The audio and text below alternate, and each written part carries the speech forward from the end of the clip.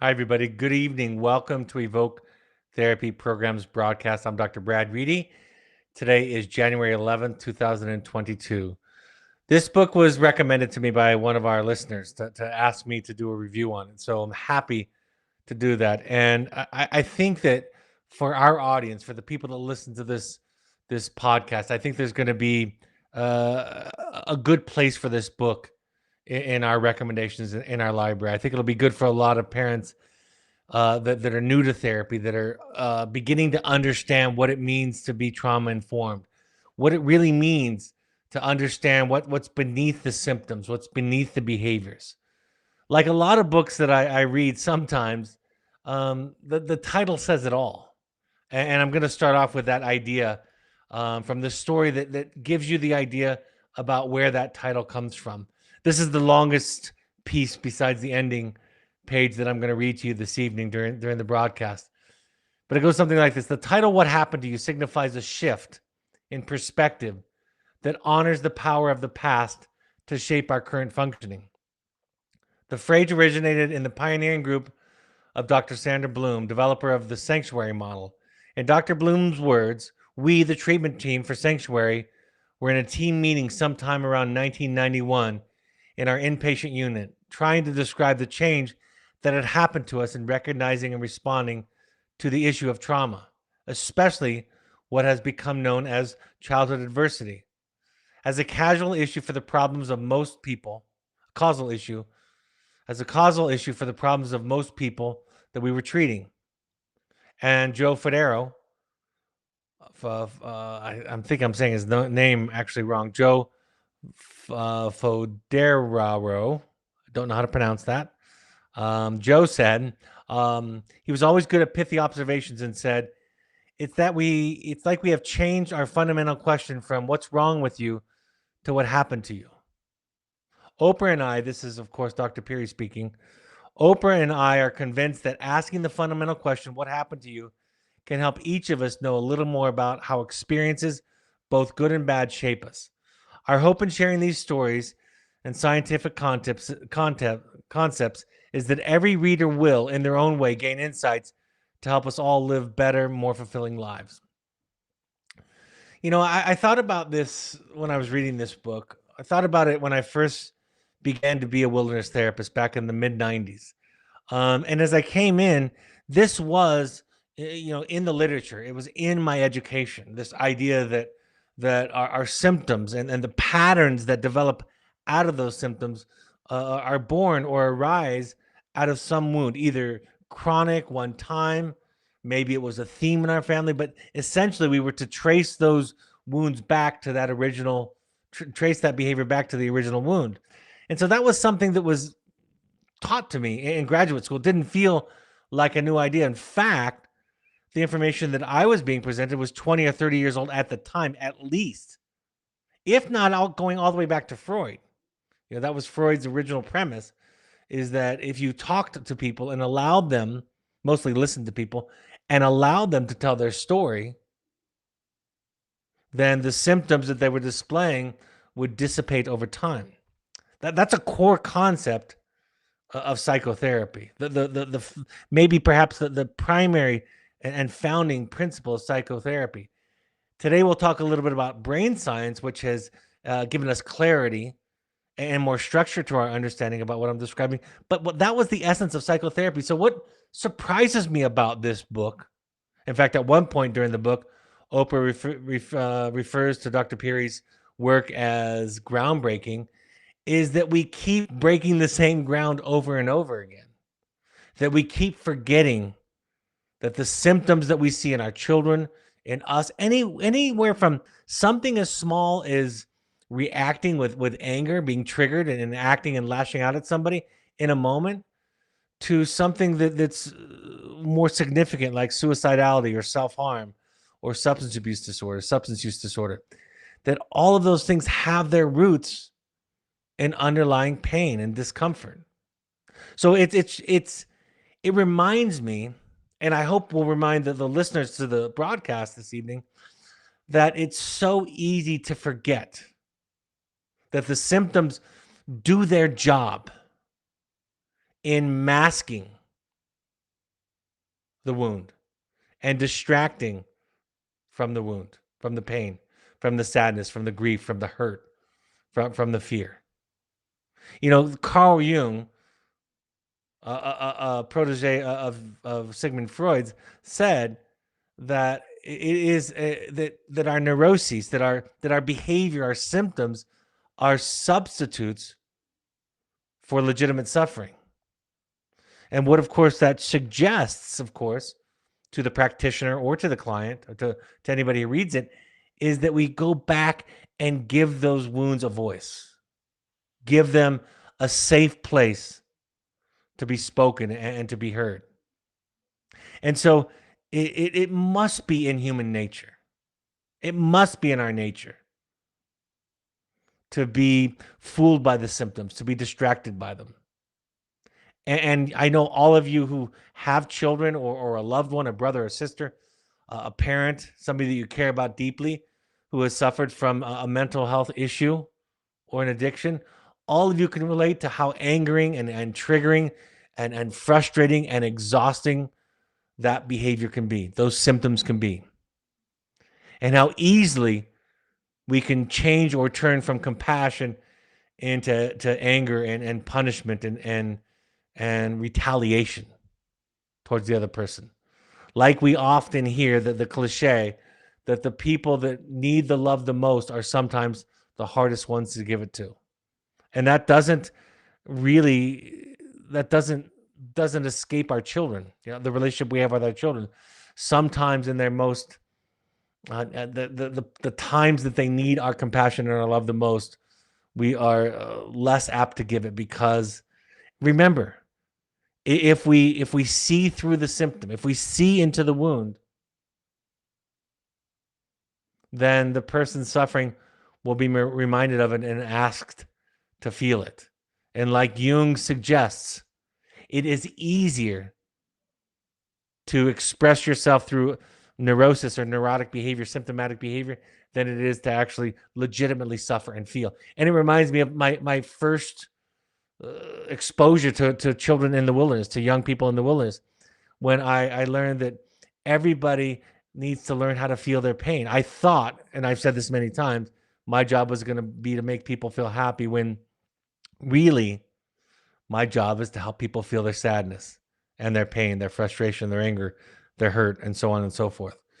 He begins with Dr. Perry begins with a very simple story about a veteran of the Korean War who now is home many years later and married, and recently experienced a strong panic response to a motorcycle backfiring.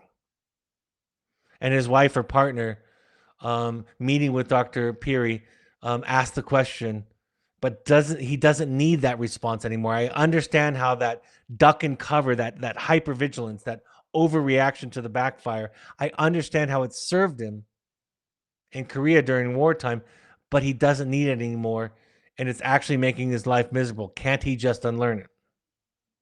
And Dr. Perry, of course, says, that's a great question. The tricky part is that not all of these combat-related memories are in the parts of the brain mind can consciously control.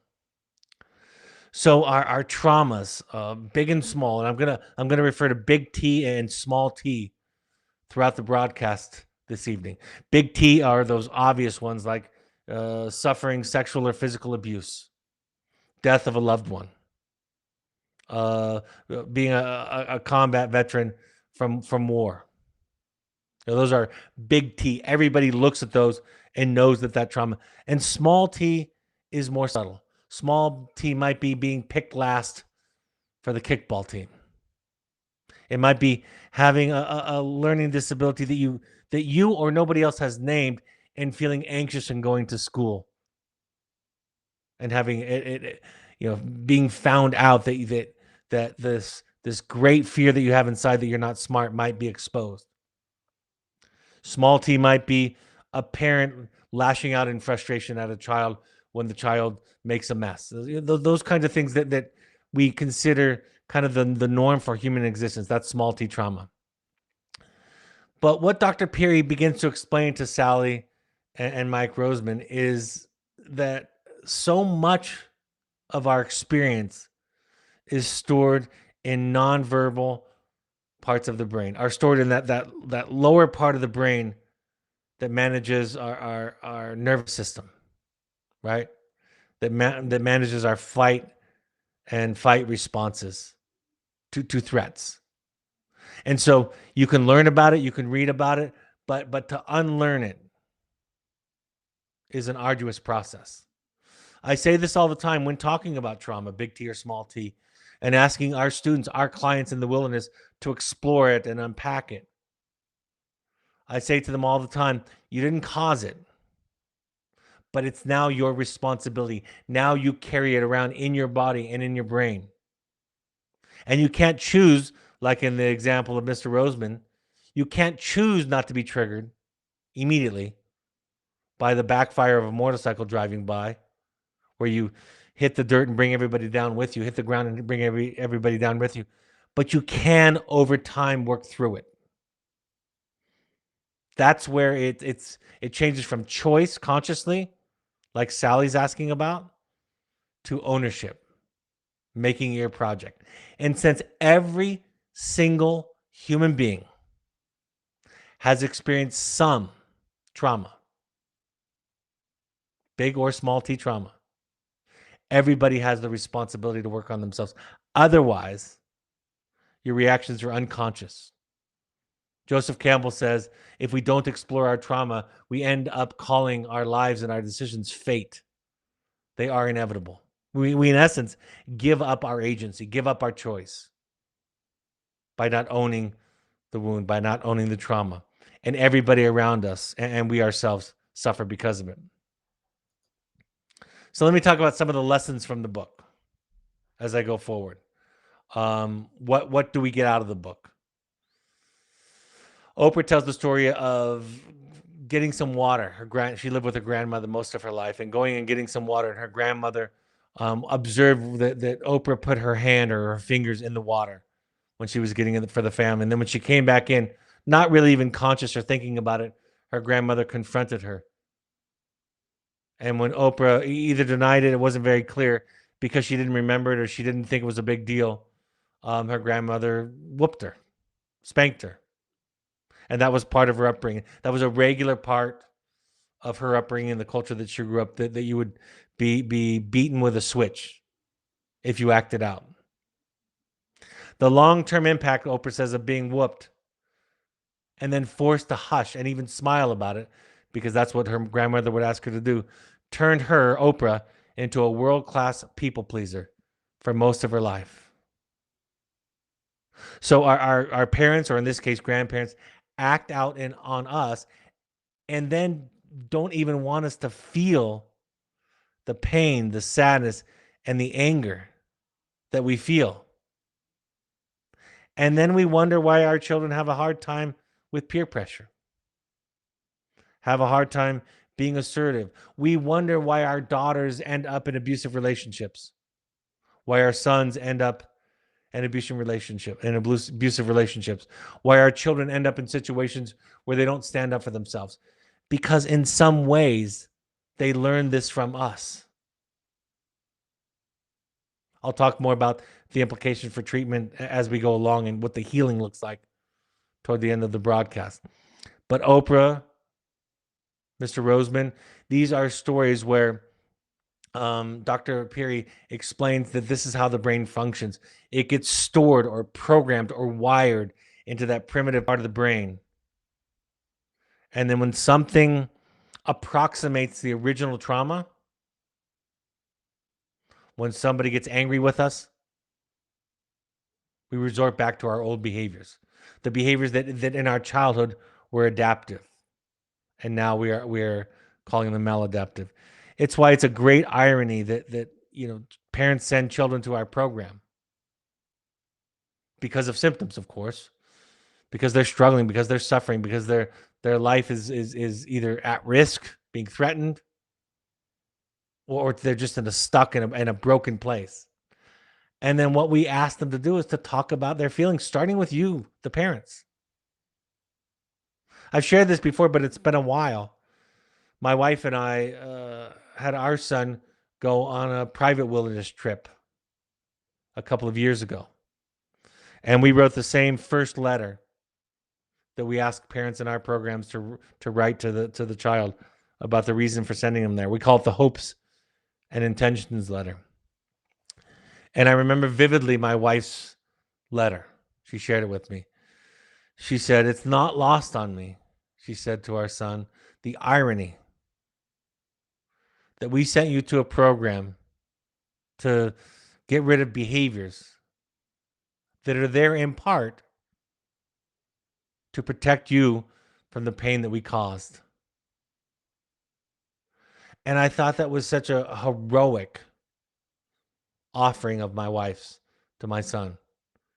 She was essentially saying, we know we hurt you, and we know the way you're managing that pain has become diagnosable.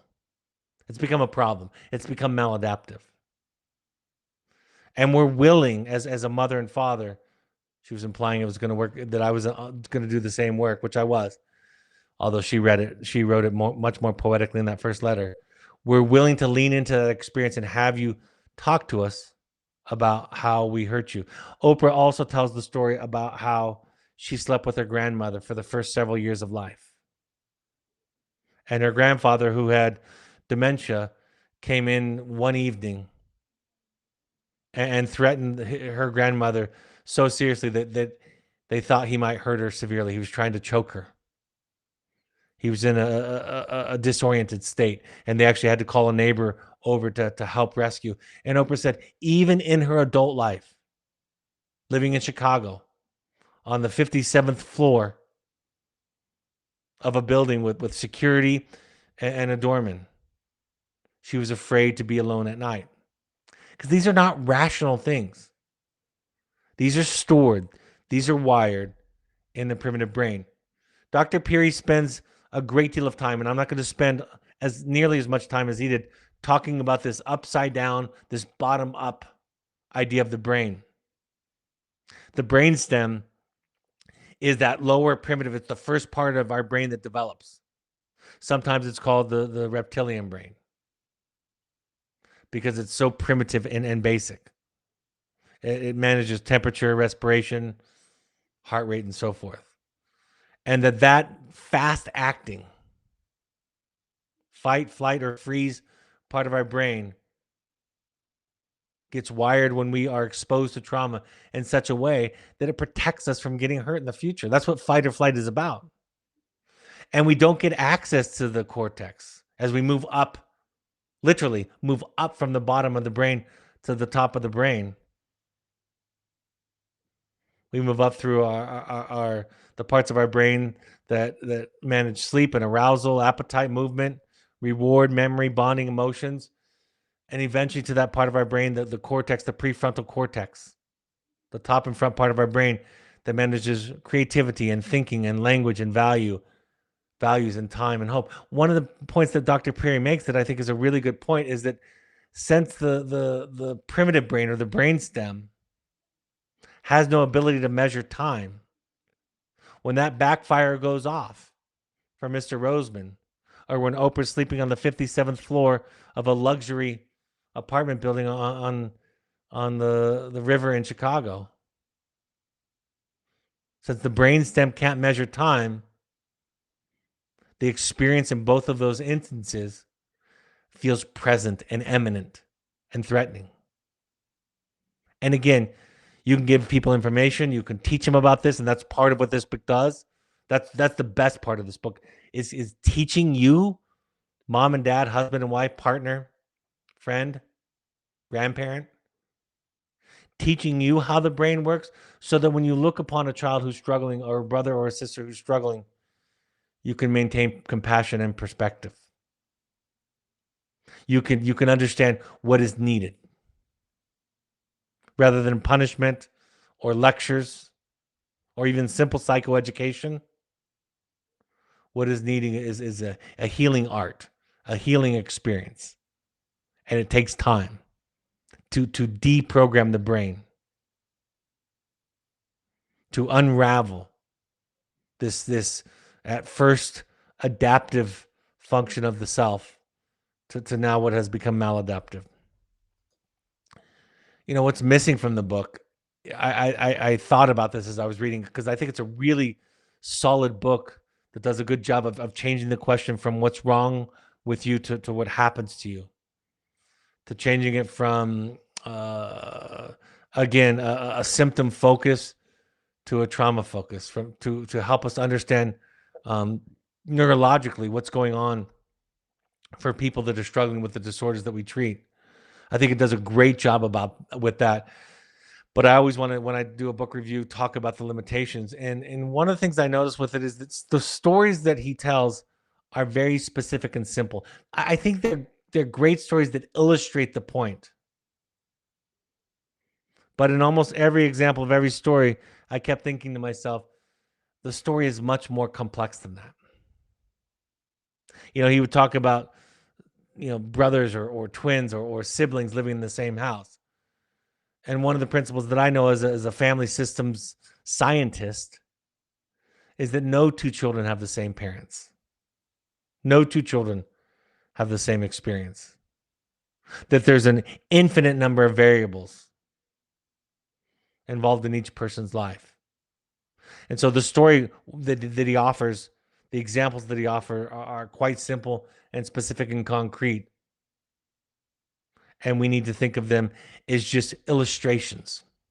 I think really what they do, I should say, because Oprah assisted him in this book, what I think they do well in this book is they do what I don't do in my books. They get very technical and exact and kind of show you a clear flow chart. Whereas I speak much more abstractly. I use my stories, and I think they become obvious that they're more illustrative than they are specific examples.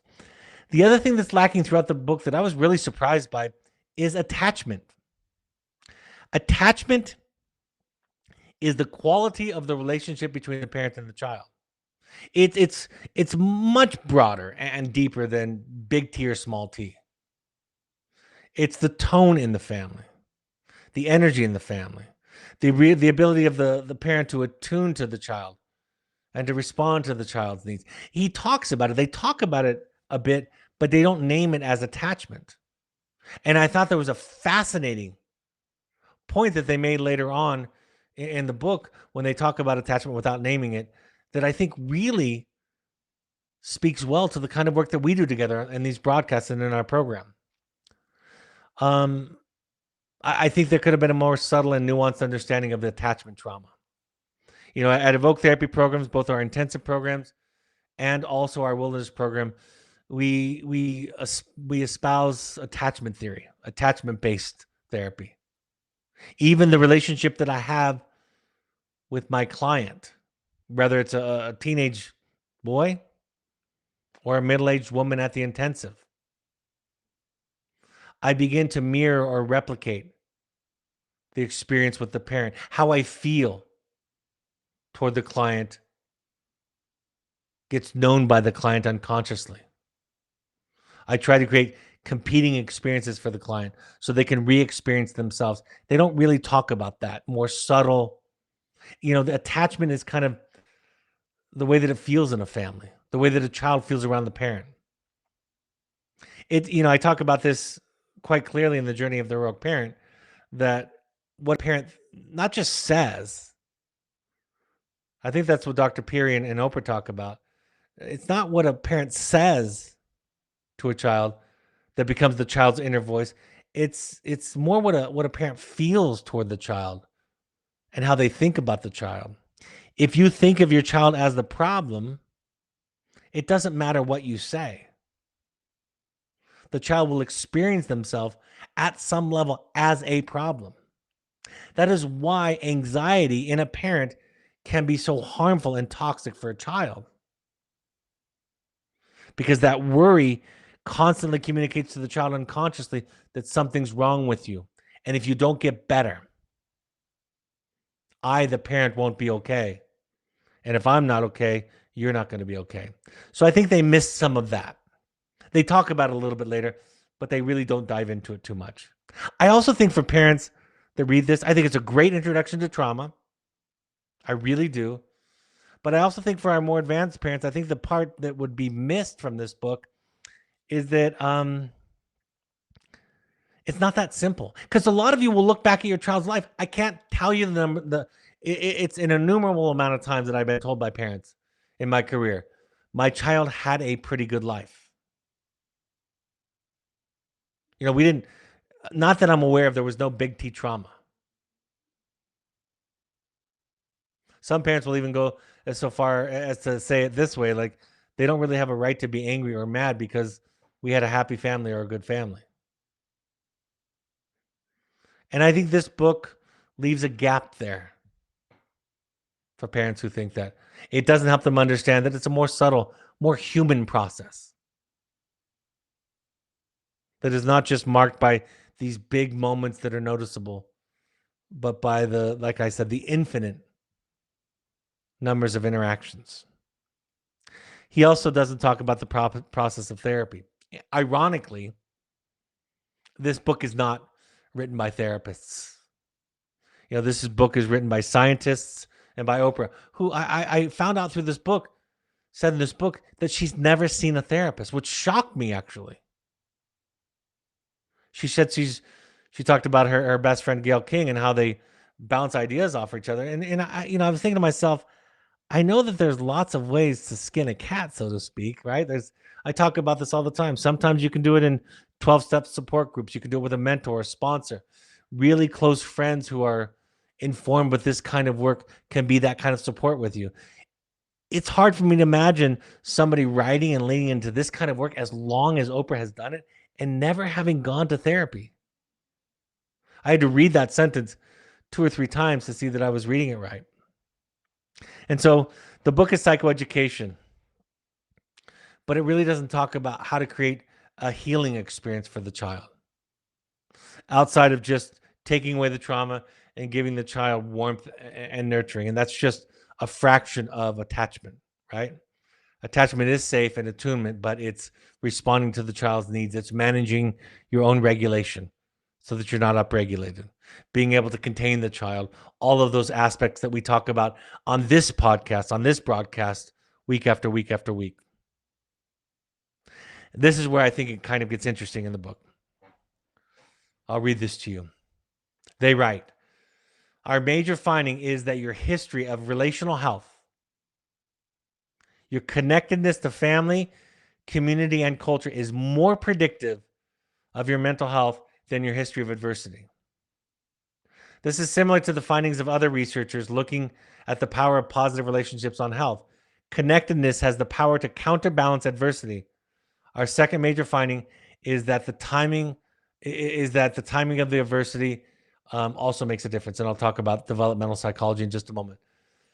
But to highlight this point, the quality of your overall connectedness and relationships can mitigate trauma. Ironically, that was what my dissertation discovered. That's what we looked at.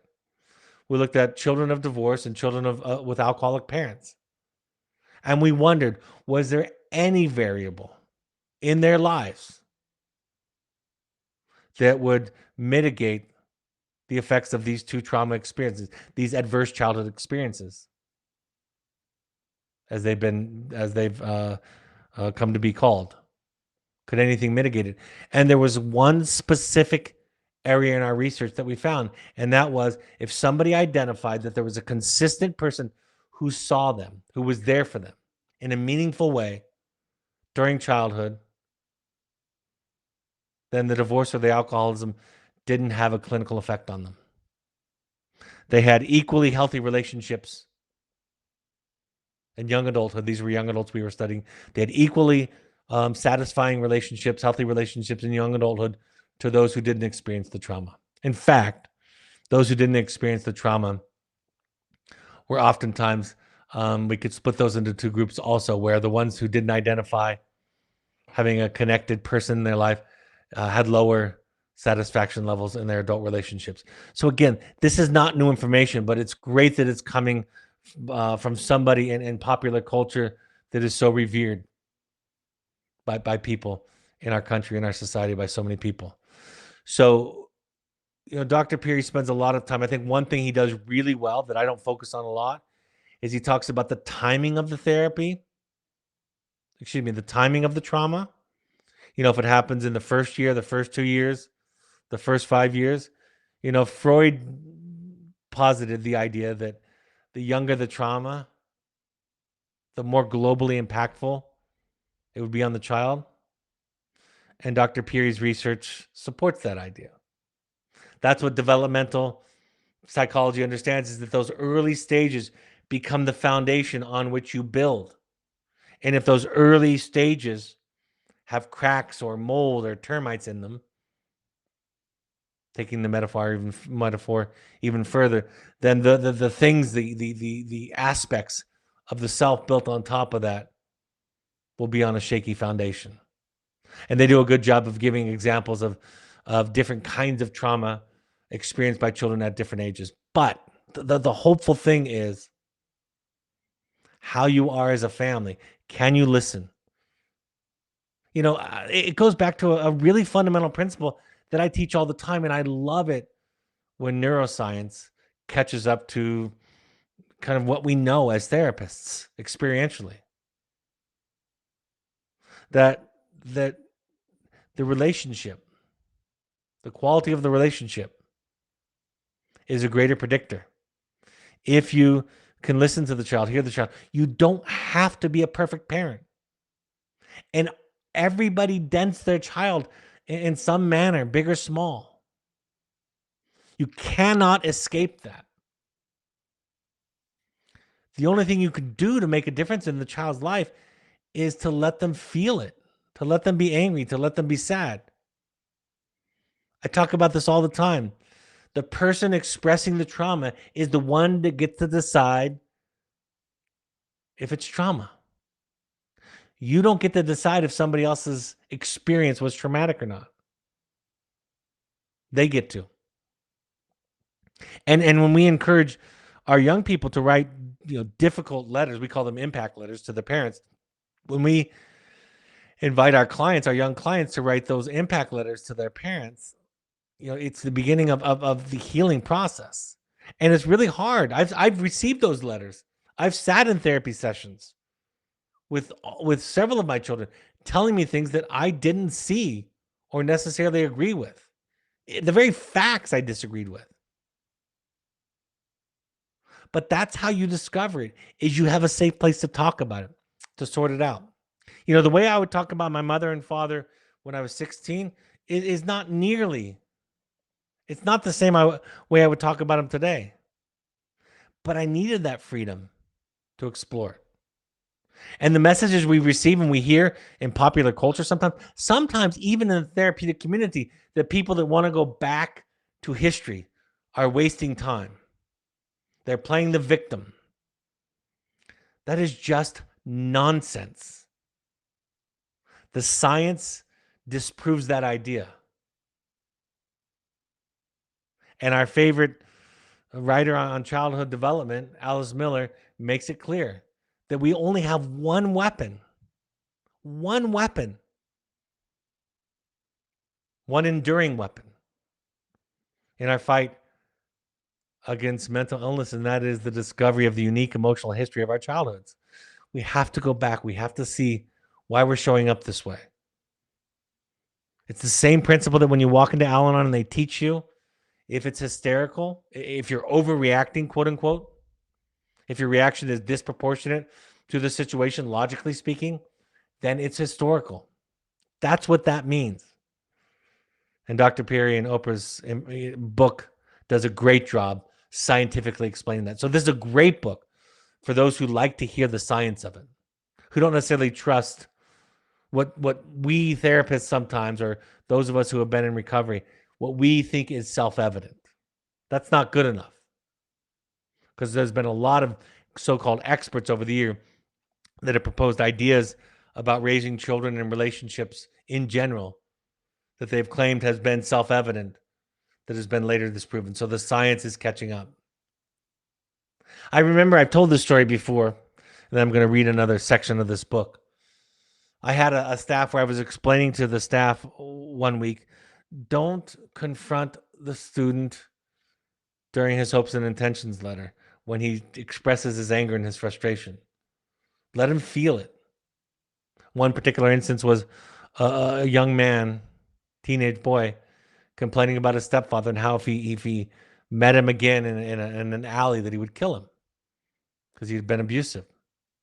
And everybody wanted to, of course, that was triggering to everybody else. So they wanted to probably because of their own relationship with anger and their own family rules and roles and the flavor in their family, the energy in the family, they wanted to shut down that anger, that threat, and talk him out of it in a very nice and gentle way. And I had to explain to them, we just listen. And the staff said to me when they pulled me aside, but don't we eventually have to tell them that that's not the solution? I said, eventually we can get there. And they said, when? And I said, well, I'll tell you when it's not.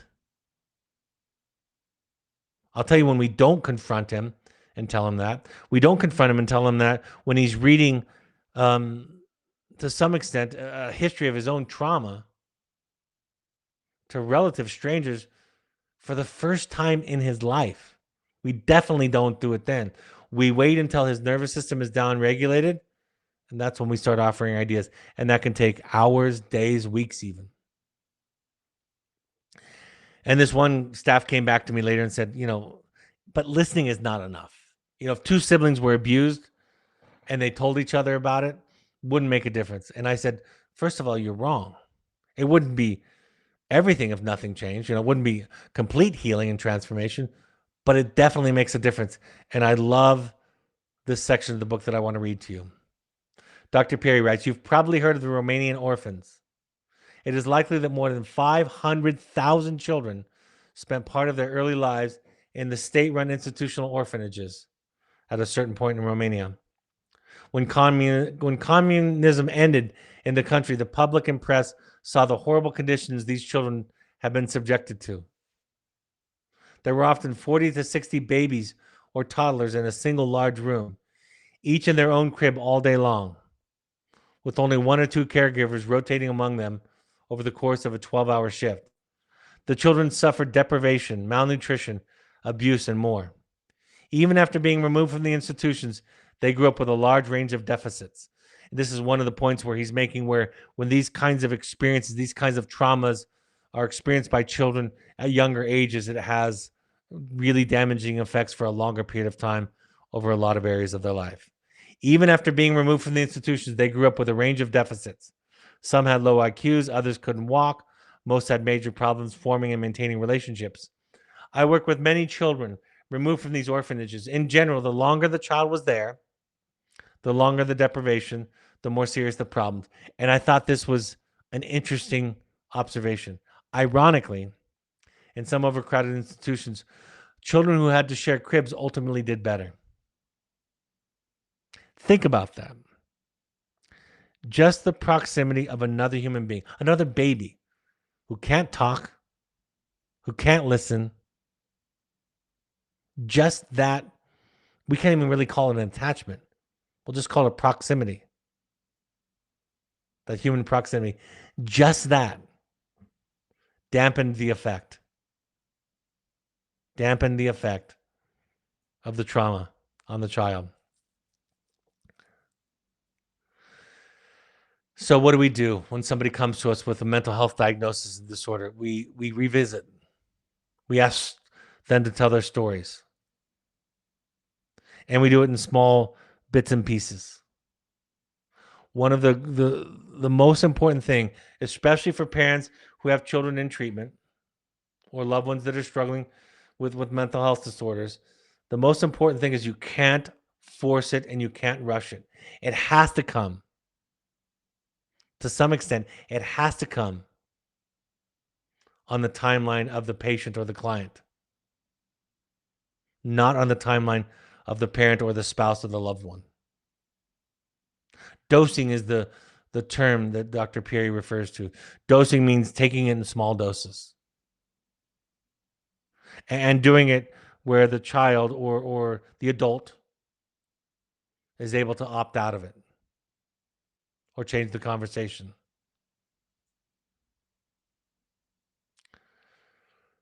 Because, he explains, as you're saying, if you control when and how much the traumatized person talks, it can be re-traumatizing rather than healing. I'm going to read that again. Because, and he's responding to Oprah's question, because, Dr. Perry explains, as you're saying, if you, mom and dad, husband and wife, friend, sibling, if you control when and how much a traumatized person talks, it can be re-traumatizing rather than healing. That's why so often when I'm dealing with somebody with chronic trauma or big T trauma, even small T trauma to some extent, I'll say to the parents, we can't force it. When I was younger in my career, I did not understand this principle. I re-traumatized clients. I was not taught this, or at least I didn't absorb it in my training in my school. And it was only after time, several months, that I began to see the harmful effects of forcing a child to confront their trauma. Sometimes that happens when a mother has a co-parent or a father has a co-parent that they believe is the primary source of their trauma, and they want that child to talk about the co-parent, the abuse. But you don't get to decide. And if you take control, if you force it, you essentially re-traumatize the child, because an essential element in healing from trauma is the client's ability to maintain control over when and how much the story gets talked about. And just backing off, just the act of inducing or forcing, provoking the client to talk about it, or removing that provocation, just those acts can make a big difference in outcomes. I think Dr. Perry and Oprah do a great job of telling a story about humankind that helps us understand the child, what they needed that they didn't get, and what they need going forward. I think that what they need going forward, they're a little bit light on. And that's where we therapists come in, right? Because we are more than just, I write about this all the time. We're not just psychology students, ideally. I hope. Psychology is the study of human behavior, and therapy is the way, a way of being with somebody. I can understand about the knee ligaments, right? I can read a book and understand about how knee ligaments work and how they can be stretched and ripped and torn and broken. But the therapy, giving somebody physical therapy, is an act that I do with them. Right? It's something you do with your clients. And the information, therefore, is not a substitute for therapy. See, I think so much of us parents, we're so unaware of our unconscious. That's really what it is. We're so unaware of how powerful our preconscious, which is kind of like a, when you're kind of half awake and half asleep, when you kind of have a feeling that you're preconscious and your subconscious or your unconscious is underneath that complete unawareness. We're so unaware of what's down there, of what energy is what's fueling our behaviors. And we're unaware of it because we haven't explored it. And in many ways, for many people, I've learned is we don't want to explore it. My therapist makes this point all the time when I'm presenting a case to her. She'll say to me, often in a German accent, quoting one of her professors, the client will be the last one to know. And that's what it feels like sometimes when I'm giving parents or partners an update, an analysis of their loved one. I'm describing what's going on and why, telling the story. But I'm also saying they don't have an awareness of this. This is going to take time. I want you to know it, but it's going to take time. And if I go back into the field and just tell them the way it is, I've said this to you before. What's it like when a therapist offers an interpretation to a client before they're emotionally ready to to talk about it, to feel it, to own it. The experience is that the therapist doesn't understand me, which is the exact same way a client feels when the therapist doesn't understand them. So you don't know. You have to be careful. You have to allow the client to set the pace. And just know that giving them a book or psychoeducation or a picture of the bottom up model of the brain and explaining how trauma gets stored and how it prevents our creativity and a higher level of functioning, just explaining that doesn't repair it. The Korean Vietnam vet that I described at the beginning, he wasn't cured. When Dr. Perry wrote this little diagram, this upside down triangle on a napkin. But it helped them to understand this is the project. This is your project, mom and dad, husband and wife. That's the project. Is to understand you don't have to have big chi trauma, but understand yourself. And part of yourself is understanding the wounds and why you're triggered and why you get reactive to certain things, why you get angry and frustrated disproportionately to the events, why you snap. Oprah even uses the word snap in the book. She said that in the book, she said that's an aha moment when we talk about people snapping. We're talking about that moment where the fight or flight takes over.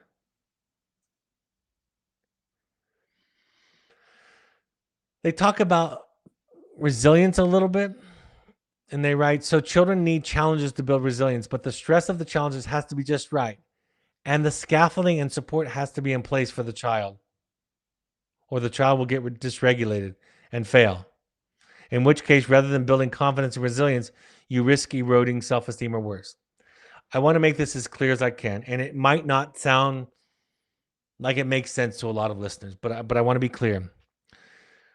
Resilience is founded on a secure attachment. In other words, a parent's ability to see and to hear a child, to really see and hear them, and to respond to their needs adequately. That's attachment.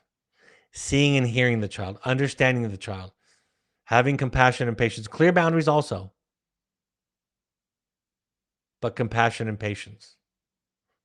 And so, yes, having challenges in your life can be a part of that, but you have to have the scaffolding. That's what they're calling attachment experiences. You have to have scaffolding.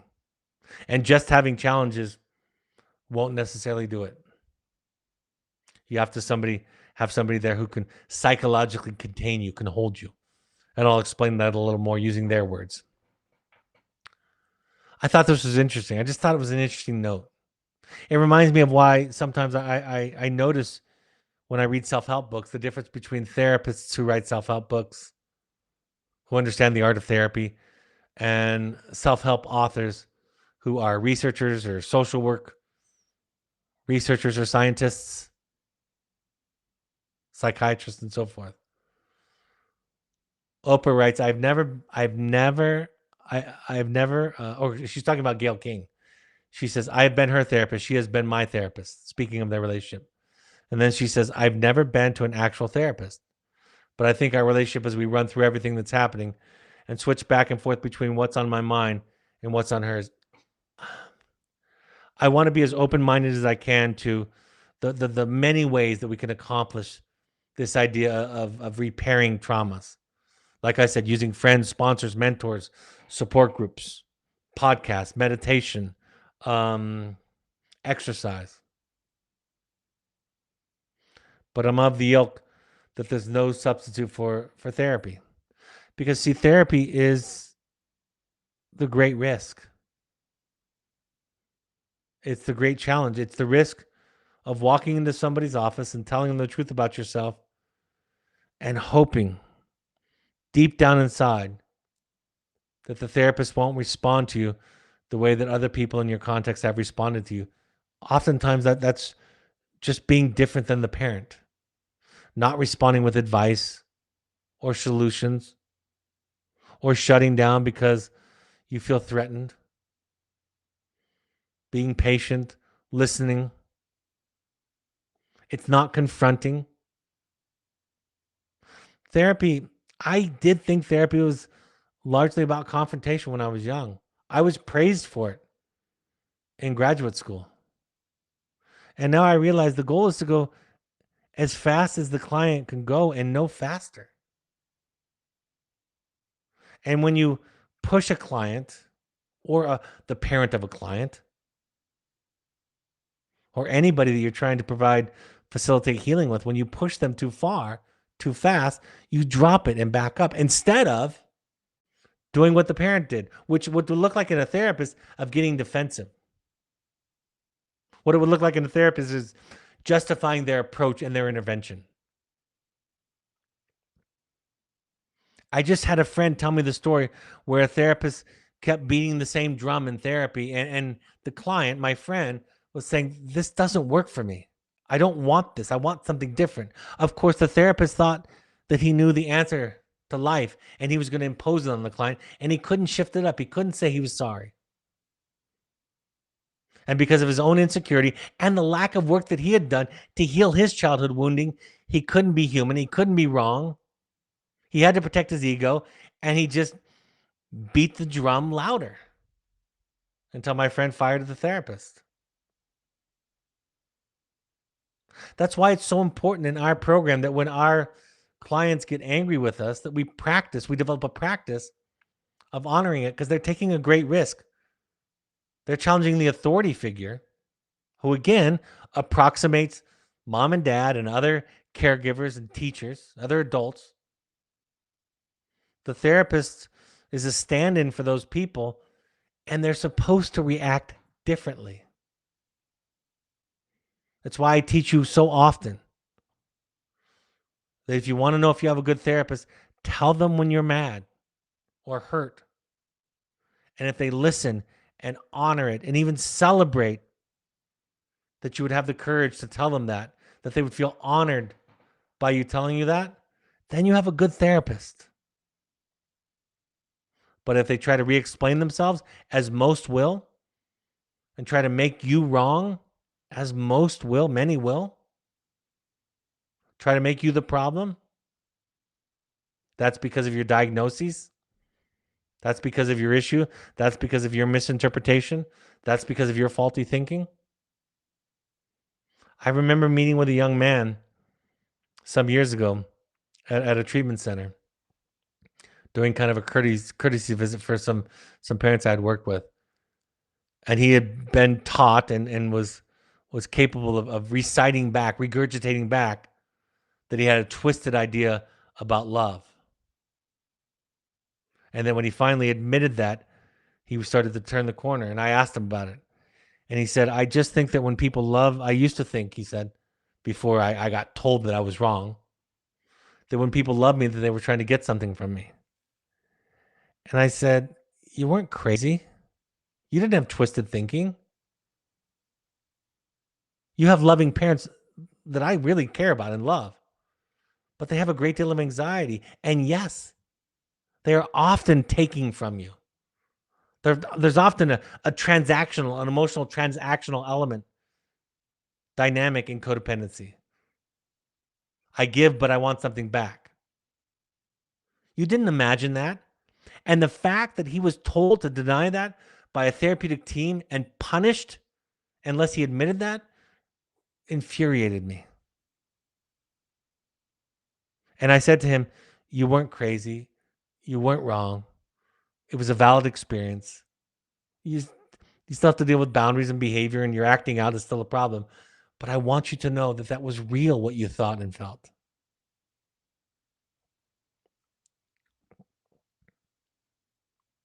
I talk about the word containing.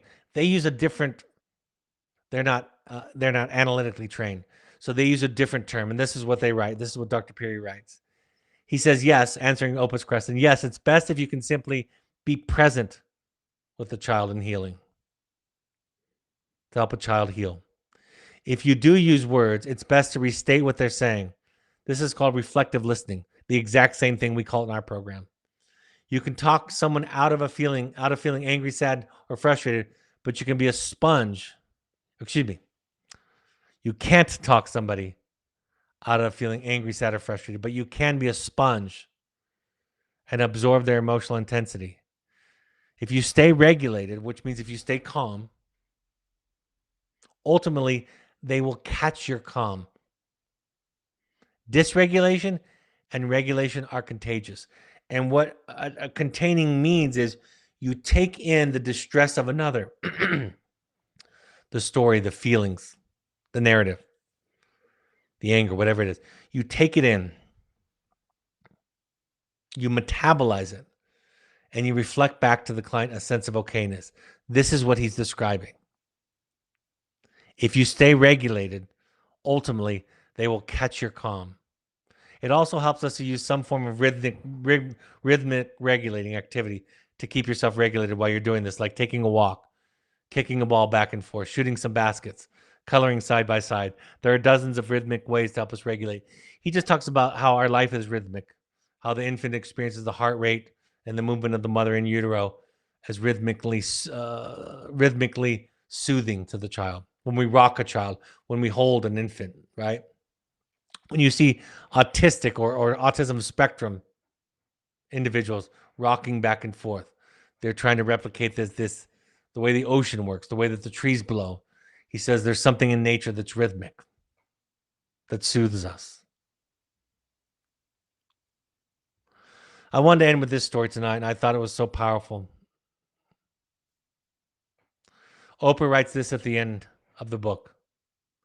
She said, years ago, I played the character, I think it was Setha. I think I pronounced that correctly. I might not be. Years ago, she says, I played the character of Setha in the film version of Toni Morrison's searing novel, Beloved. Setha was a former slave haunted by the horrific death of her daughter, Beloved. In the film, Beloved returns to Setha, reincarnated as a disabled child. Setha takes her into her home. For the rest of her life, Setha does penance to Beloved as their relationship becomes more and more debilitating and intertwined. One day, we were shooting a scene where Setha was supposed to tuck Beloved into bed. The only instruction I got from the director, Jonathan Demme, was, okay, tuck her in. And so I walked to each corner of the bed and folded the blanket down perfectly and tucked it under the mattress. Cut, Jonathan yelled from behind the camera. Oprah, you're not tucking her in. And so I repeated the process more purposefully, tucking each corner of the blanket under the mattress.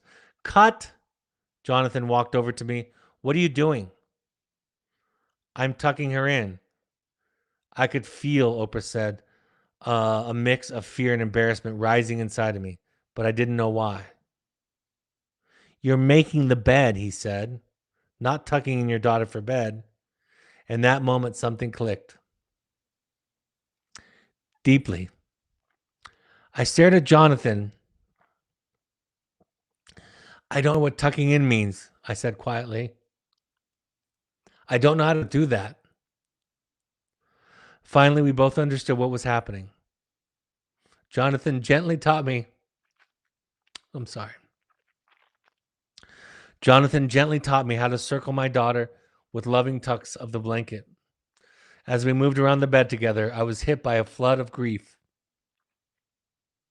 I don't recall ever being tucked in. I never felt anyone place a blanket on me with that kind of loving intention. That must be what a mother's love is. The reason I like this story, the reason it touches me so deeply, because it's such a simple and beautiful way of explaining how sometimes the things that we do to our children are because we just didn't see it. Nobody showed it to us. And it wasn't because they were bad. As I've explained before, we're all traumatized children who were raised by traumatized children. There's no shame in this work. There's no shame in this healing. And so I'm not here to pick on you parents, and I'm not here to pick on your parents or their parents or so on and so forth. It's not about shame. It's just about us understanding what happened to us or what didn't happen to us. And we can heal if we have the courage to unravel, if we have the courage to walk past the sentinels that stand guard, that tell us to turn around and go back and not look in there, not look in the dark cave, in the dark forest, in the deep water, and find where we were hurt, find where we were left, and to speak it to somebody who can listen and absorb it. I remember I told this story a while ago. I was interviewing somebody who does a lot of public speaking and a lot of great work on social media around psychoeducation. And I asked the question, like I often ask people, like, how do you do self-care? What do you do for self-care? And to expand on my question, I asked, how do you make sure that you're taking care of yourself so that you can be there for the people that you love, your family and your clients that you serve? And the professional with a PhD said back to me, "Oh, I don't carry anybody else's pain." And I thought to myself, "Oh, that's a strange thing to say." And then I remembered they had explained to me earlier in our conversation that they don't do therapy anymore, that they just teach. And then I figured it out. If you don't listen, it's easy. If you're just teaching, if all I did was podcasts and write books and post some nice quotes on social media, that doesn't come at a great cost to me. But to listen to somebody's pain, to hold it, to not erase it or make it better. Like the first story with the young man that I referred to as Adam in The Journey of the Heroic Parent, sitting on the broken fence in the rain where he was talking about his mother who had died. I couldn't talk him out of his pain or his grief. I would have made it worse.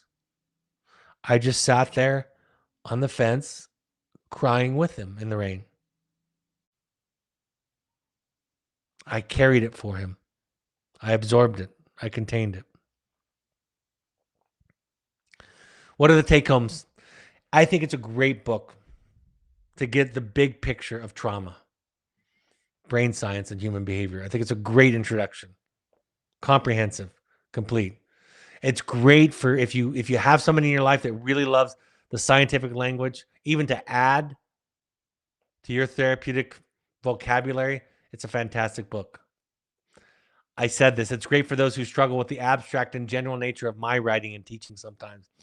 The biggest complaint I got early in my career was, hearing you talk makes me feel bad about myself, which was horrible to hear. I don't hear that anymore because I think I do a better job of being on the same level with you, of saying we're all struggling here. But the thing I get more now is I need you to be more specific. So if you like specificity, this would be a good book to add to your library. I think it can lead us to think in too specific and small and concrete of terms. I think it's overly focused on big T trauma. And by that, I'm really talking about that it doesn't identify what we do still today, how we treat our children today, yesterday, and the day before. Parents and caregivers who read this book might miss what is happening or what has happened due to the fact that this book focuses on really big, dramatic, big T trauma events. The language of attachment isn't in here. And attachment is the fundamental glue that kind of pulls all this together. Even he referred to it when he talked about the nature of connection. But he's not trained as a therapist. Again, he's not trained in childhood trauma. He might be trained as a therapist. I might be wrong about that. He didn't sound like a therapist to me. He sounded like an educator and a researcher, a teacher. And the approach in the book is kind of an example of the problem, is that he uses explanation or cognitive intellectual understanding. And for me as a therapist, that's not the same thing as healing. All right, I don't have time for questions, so I'll just get to upcoming events. Remember, The Journey of the Heroic Parent and The Audacity to Be You, my two books, are available on Amazon and Audible. We have support groups for families. This is a nice place to get connection. Support groups for families. both current and former family members. January 13th is our next one at 6:30 p.m. Mountain Time. Once a month, these meetings are just for alumni, people that are a little bit farther along. January 25th, later on this month, is the next one, 6:30 p.m. Mountain Time. If you are an intensive alumni, your next available support group is February 8th at 6 p.m. Just contact Malia at evoketherapy.com for more information. If you want to do a deep dive into your work, if you want to do this work, like unravel, dive into it, understand how your past is affecting your present relationships, finding you is the place to go. Our next in-person one that's available is February 23rd. We also have an online option that's cheaper, and it's over the weekend. So if resources, both time and money, are a factor for you, online is a fantastic option that does great work. Contact intensives at evoketherapy.com for more information. We have attachment-based therapists and staff that do coaching. That is video and phone coaching across the country.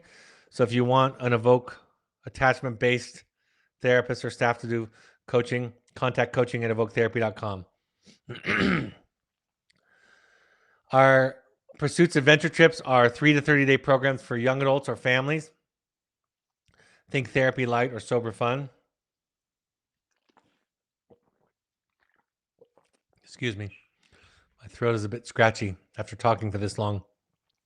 We ask all current parents to attend 6 12-step support groups. Al-Anon, CODA, Families Anonymous, or Adult Children.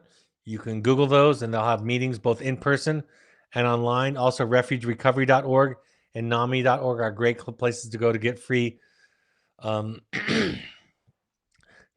resources and classes and support in your local area at the local chapter. All of these broadcasts are available on your favorite podcast app and Spotify. Just search Finding You and Evoke Therapy Podcast. You can also go to soundcloud.com on your computer and listen there. You can find Evoke and me, Brad, on Twitter and Instagram using the handles at Evoke Therapy and at Dr. Brad Reedy. And also our intensives program is on Instagram using the handle at Evoke Therapy Intensives. On Facebook, you can find us by searching Evoke Therapy Programs or Evoke Therapy Intensives. And of course, our blog has wonderful content each week. Thanks for joining me. I hope this was helpful. I hope that for those of you who listen to this, that feel like it's a great book, that you pick it up and it's helpful for you. But more than anything, for those of you that watch live, those of you that listen to the podcast later, thank you for, on behalf of the people that love you, for your willingness to learn, to see how you're participating in the dilemma and the dance with the people you care about, for your willingness to do the work, for your willingness to go into the cave, for your willingness to go into the office, to tell the truth and take the risk of being seen. My next broadcast will be January 18th, a week from tonight at 6:30 p.m. Mountain Time. I'll be doing a live Q&A. Any leftover questions, or anytime you want to send questions in between, just send them to Evoke. What is the email? It's webinar@evoketherapy.com. That's it. All right, folks. Have a great evening. Talk to you next time. Bye-bye.